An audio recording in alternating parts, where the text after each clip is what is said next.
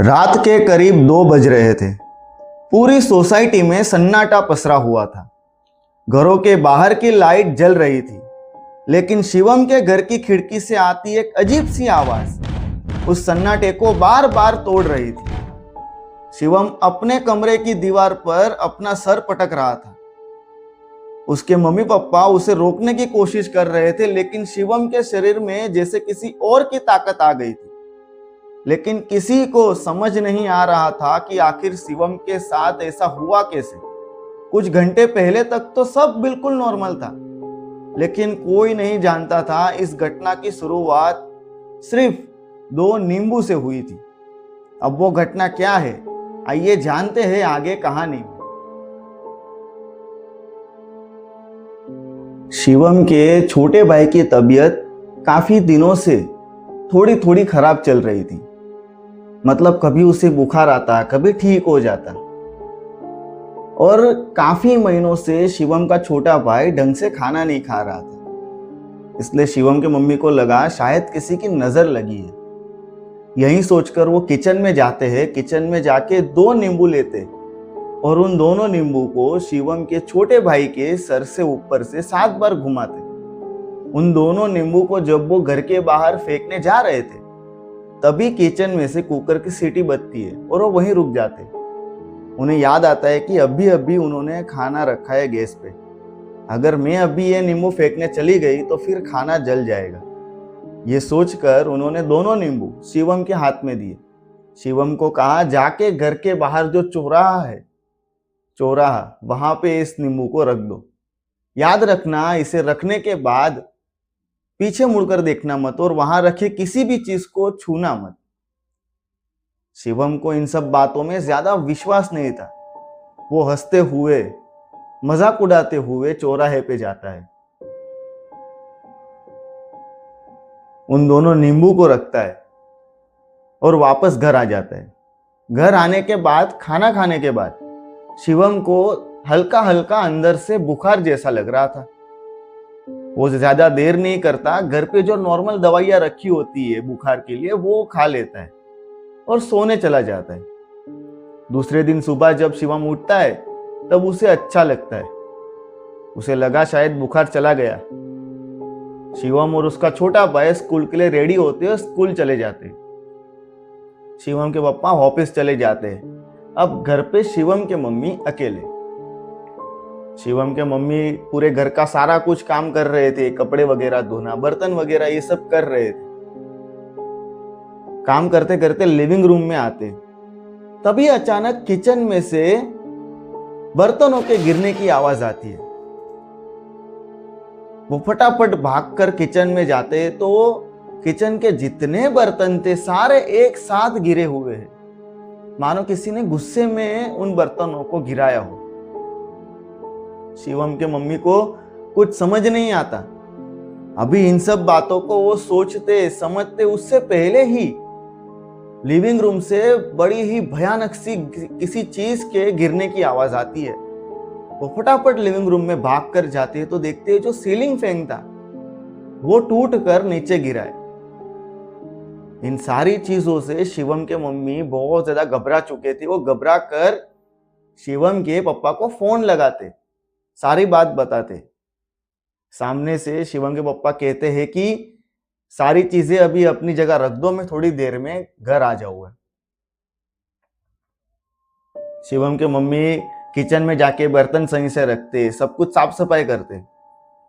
देखते देखते 5 से 6 घंटे निकल जाते। शिवम और उसका भाई स्कूल से वापस घर आ गए। जब शिवम घर आया तब उसका चेहरा थोड़ा उतरा उतरा सा लग रहा था, थका थका सा। वो घर आता है, कपड़े बदलता है और उसके मम्मी से कहता है कि मुझे मेरी तबीयत थोड़ी ठीक नहीं लग रही, मैं अंदर कमरे में जा रहा हूं, आराम कर रहा हूं। उसके मम्मी ने कहा ठीक है। शिवम अपने कमरे में जाता है और सो जाता है। बिस्तर पे पड़ते ही वो इतनी गहरी नींद में चला जाता है। आज से पहले इतनी गहरी नींद शिवम को कभी नहीं आई, कभी नहीं।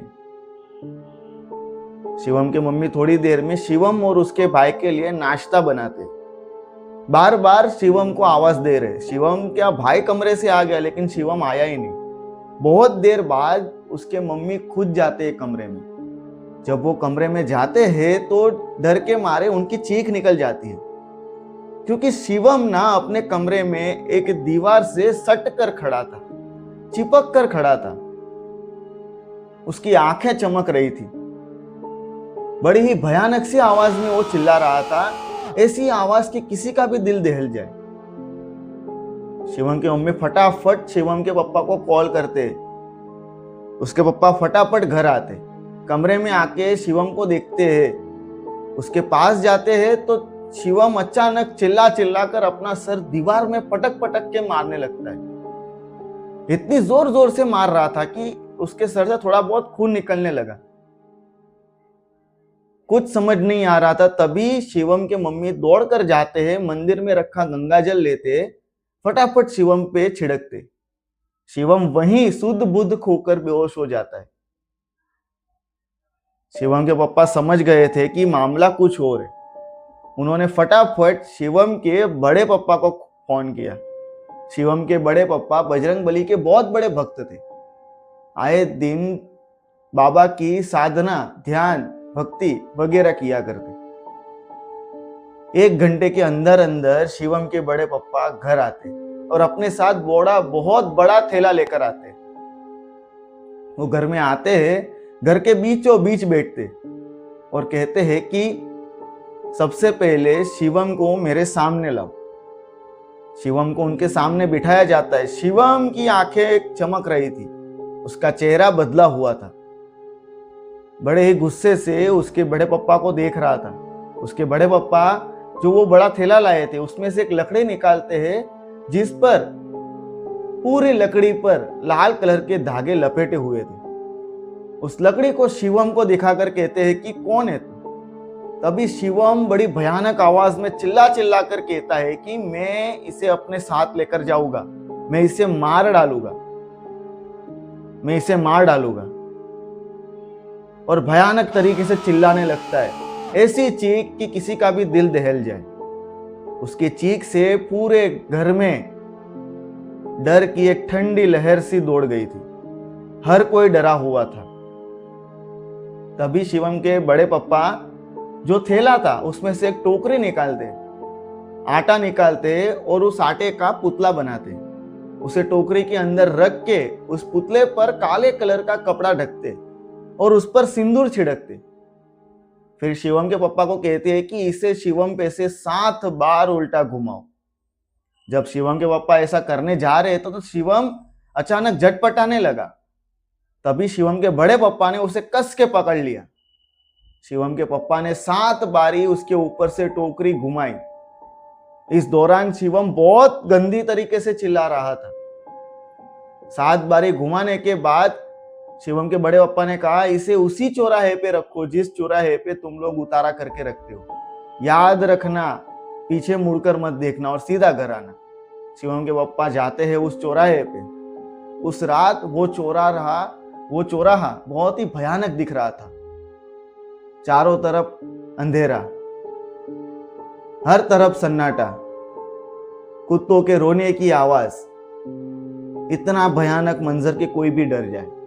उस चौराहे पे जाते हैं, उस टोकरी को रख के जब वो घर पे वापस आ रहे थे तभी पीछे से शिवम की आवाज में किसी ने उनको पुकारा।